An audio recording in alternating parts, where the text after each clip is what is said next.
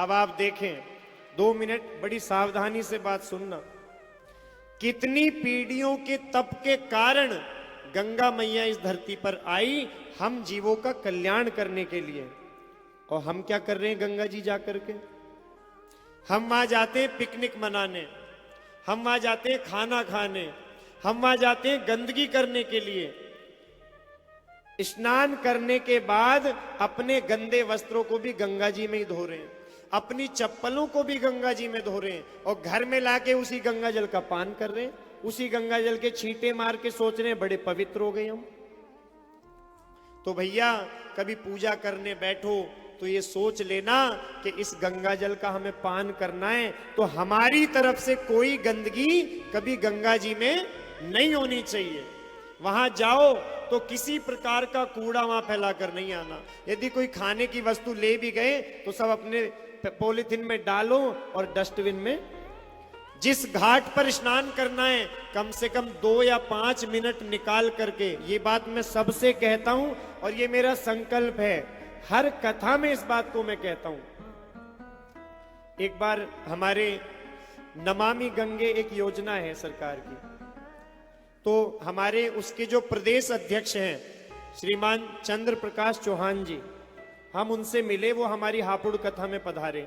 तो उन्होंने ये बात निवेदन की थी कि महाराज जी, आप यदि मंच से अपनी सब कथाओं में ऐसा कहेंगे और यदि 10 लोग भी सुधर गए, 2 लोग भी सुधर गए, अरे एक भी यदि सुधरा, तो हमें लगता है कि हमारा प्रयास सार्थक होगा। कितने कितने लोग इस मिशन से जुड़े हुए हैं। एक भैया हमारे, उनका तो हर कथा में पहले ही फोन आ जाता है, श्रीमान संजय ठाकुर जी, वो भी नमामि गंगे से जुड़े हुए हैं।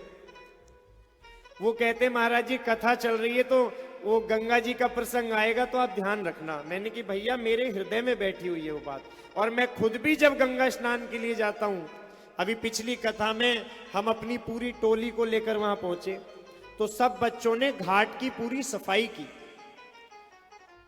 देखिए, हमें ही वहां स्नान करना है, हमें ही उस जल का पान करना है, गंगा मैया हमारे लिए ही है, तो ये कोई गलत बात तो नहीं है कि जाकर के थोड़ी साफ सफाई वहां करें। वैसे तो अब बहुत सुधार हुआ पहले से, लेकिन एक एक व्यक्ति इस बात के लिए संकल्पित होना चाहिए। और मैं चाहता हूं आप भी ये संकल्प लें, अपना सीधा हाथ ऐसे उठा करके, सभी लोग उठाएं और मेरे साथ मिलकर के संकल्प लें। बोलिए, हम गंगा जी जाकर किसी प्रकार की गंदगी नहीं करेंगे। स्नान से पहले घाट की सफाई जरूर करेंगे। बोलिए ओम स्वस्ति। अब देखो, भागवत जी की सन्निधि में आपने संकल्प लिया है, और कुछ गलत करने को तो नहीं कह रहा ना।